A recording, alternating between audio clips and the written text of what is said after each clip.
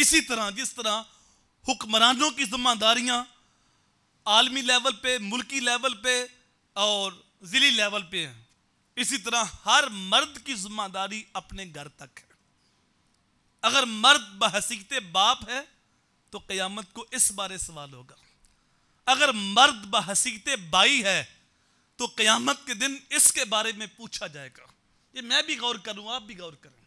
अगर मर्द बहसीते खामद है तो क़यामत के दिन उससे सवाल होना है। मैं देखूं अगर अल्लाह ने मुझे बाप बनाया है तो मुझे अपनी जिम्मेदारी का एहसास है कि ये औलाद अल्लाह ने मुझे दी है, मैंने इनकी अच्छी तरबियत करनी है। इन बच्चों के बारे मेरे नबी का फरमान क्या है, इन बच्चों के बारे अल्लाह ने मेरी जिम्मेदारी क्या लगाई है, उसका एहसास है।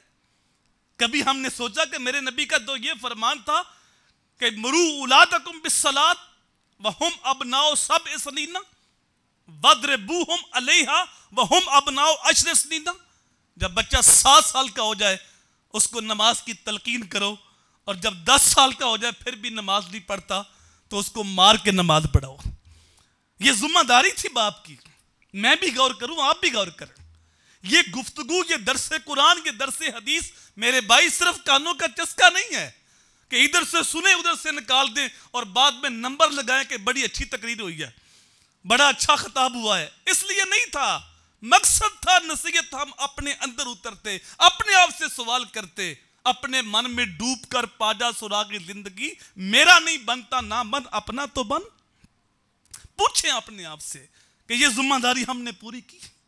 मेरे नबी का फरमान था अद्दबू औलादकुम अला सलास खसाल हुब्ब नबीकुम व हुब्ब अहले बैतिही व तिलावतिल कुरान। मेरा हर उम्मती अपनी औलाद को 3 चीजें लाजमी सिखाए। सबसे पहले अपनी औलाद को अपने नबी की मोहब्बत सिखाओ, फिर नबी के घर वालों की मोहब्बत सिखाओ, और तीसरा फरमाया कुरान की तालीम उन्हें दो। देखें, दुनियावी तालीम के लिए हम लाखों रुपए खर्च करते हैं, बरूने मुल्क तक अपनी औलाद को बेचते हैं। दीन की तालीम मुफ्त मिले, हमारे मोहल्ले में मिले, हमारे घर में मिले, हम लेने के लिए तैयार नहीं होते, और फिर शिकवा करते हैं कि पता नहीं साढ़े तो बाद किसी ने दुआ भी करनी है कि नहीं करनी। मौलवी साहब साढ़े मरन तो बाद किन्ने दुआवां करनियां, ये जुमले हम बोलते हैं बाद में। हमने खुद अपनी औलाद को PhD कराई, MPhil कराया, डिग्री होल्डर बनाया उनको, लेकिन दीन नहीं दिया। बाप की मैयत पड़ी है, गुस्ल देने का तरीका भी नहीं आता। आरफे खड़ी रूमी कश्मीर बोले जांदी वारी डरौना बने होते हथ नहीं लांदे डर दे, ओ जिन्ना लई तू पाप कमाए सन 10 किथे ने ओ तेरे घर दे। गुस्ल देने के लिए भी तैयार नहीं होते। तो जब हम अपनी जिम्मेदारियां बहसीते बाप पूरी नहीं कर रहे तो क़यामत के दिन मुझसे भी पूछा जाएगा, आपको भी पूछा जाएगा।